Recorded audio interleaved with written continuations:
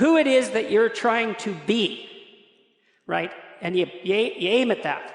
And then you use everything you learn as a means of building that person that you want to be. And I really mean want to be. I don't mean should be, even those things are going to overlap. And it's important to distinguish between those, because that's partly, and this is back down to the micro routine analysis. So if I was saying, well, you're going to try to make yourself more industrious. Okay, number one, specify your damn goals, because how are you going to hit something if you don't know what it is? That isn't going to happen. And often people won't specify their goals too, because they don't like to specify conditions for failure. So if you keep yourself all vague and foggy, which is real easy, because that's just a matter of not doing as well, then you don't know when you fail. And people might say, well, I really don't want to know when I fail because that's painful. So I'll keep myself blind about when I fail. That's fine, except you'll fail all the time then. You just won't know it until you've failed so badly that you're done. And that can easily happen by the time you're 40. So I would recommend that you don't let that happen. So that's willful blindness, right? You could have known, but you chose not to. Okay, so once you get your goal structure set up, you think, okay, if I could have this life, looks like that might be worth living, despite the fact that it's going to be, you know, anxiety-provoking and threatening, and there's going to be some suffering and loss involved in all of that. Obviously, the goal is to have a vision for your life such that, all things considered, that justifies your effort. Okay, so then what do? Well, then you turn down to the micro routines. It's like, okay, well, this is what I'm aiming for. How does that instantiate itself day to day, week to week, month to month? And that's where something like a schedule can be unbelievably useful. Google Calendar. It's like, make a damn schedule and stick to it. Okay, so what's the rule with the schedule? It's not a bloody prison. That's the first thing that people do wrong. They say, well, I don't like to follow a schedule. It's like, well, what kind of schedule are you setting up? Well, I have to do this, then I have to do this, then I have to do this, you know, and then I just go play video games, because who wants to do all these things that I have to do? It's like, wrong. Set the damn schedule up so that you have the day you want. That's the trick. It's like, okay, I've got tomorrow. If I was going to set it up so it was the best possible day I could have, practically speaking, what would it look like? Well, then you schedule that. And obviously, there's a bit of responsibility that's going to go along with that, because if you have any sense, one of the things that you're going to insist upon is that at the end of the day, you're not in worse shape than you were than at the beginning of the day, right? Because that's a stupid day. If you have a bunch of those in a row, you just dig, you know, you dig yourself a hole and then you bury yourself in it. It's like, sorry, that's just not a good strategy.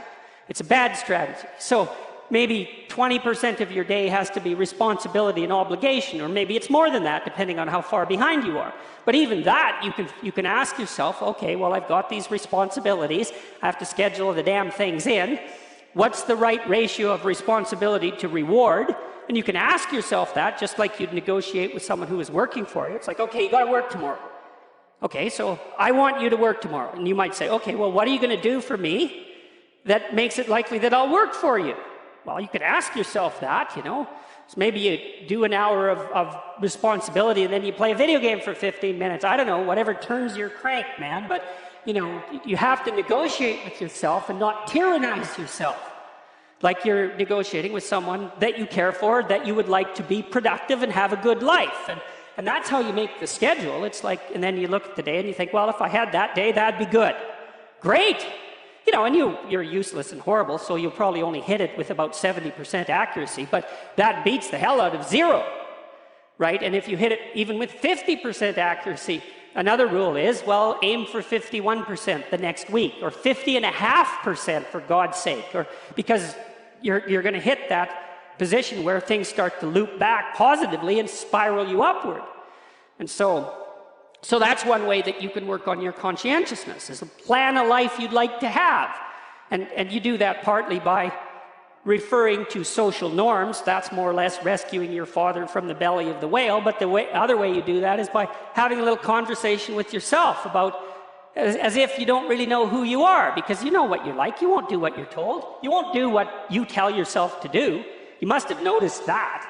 It's like you're a bad employee and a worse boss, and both of those work, you know, for you. You don't know what you want to do, and then when you tell yourself what to do, you don't do it anyways. You should fire yourself and find someone else to be.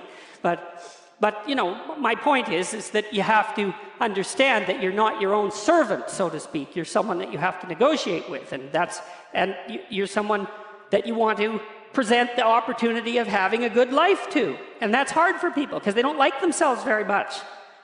So, you know, they're always like cracking the whip and then procrastinating and cracking the whip and then procrastinating. And it's like, God, it's so boring and such a pathetic way of spending your time. And you know what that's like because you probably waste like 6 hours a day. And I think we did an economic calculation about that a while back, right? Your time's probably worth $50 an hour, something like that. I mean, you're not getting paid that now, but you're young, and so this is investment time, and what you do now is going to multiply its effects in the future. So let's say it's $50 an hour, which is perfectly reasonable. So if you waste 6 hours a day, and you are, then you're wasting about $2,000 a week, or about $100,000 a year. So like, go ahead, but that's what it's costing you every hour. And you need to know what your damn time is worth. So let's say it's not $50, it's 30, whatever. Maybe it's 100, it's somewhere in that range. One of the things you should be asking yourself is, when you spend an hour, was that, well, what if I paid someone $50 to have had that hour? And if the answer is no, it's like, well, maybe you should do something else with your time. And it depends on whether or not you think that your time's worthwhile. But the funny thing about not assuming that is if you assume your time isn't worthwhile, what happens is you don't just sit around sort of randomly in a state of responsibility-less bliss. What you do is you suffer existentially. And so that seems like a stupid solution. So, okay, so anyways, as far as I can tell, that's how you can improve your conscientiousness. Outline a goal that you actually would like to hit. And even better, here's something else you can think about when you're negotiating in your life. You could say, if you're kind of pessimistic, you'd say, well, we have to negotiate an agreement. I'd like to walk away not miserable and resentful. Okay, let's call that a baseline. And that's how you're going to negotiate with your wife or your husband. That's a good thing to know. You want to negotiate so that you don't walk away miserable and resentful, because that makes you hostile and then you'll work to hurt them. And I would say that's unless you want to hurt them, and then of course they'll happily return the favor.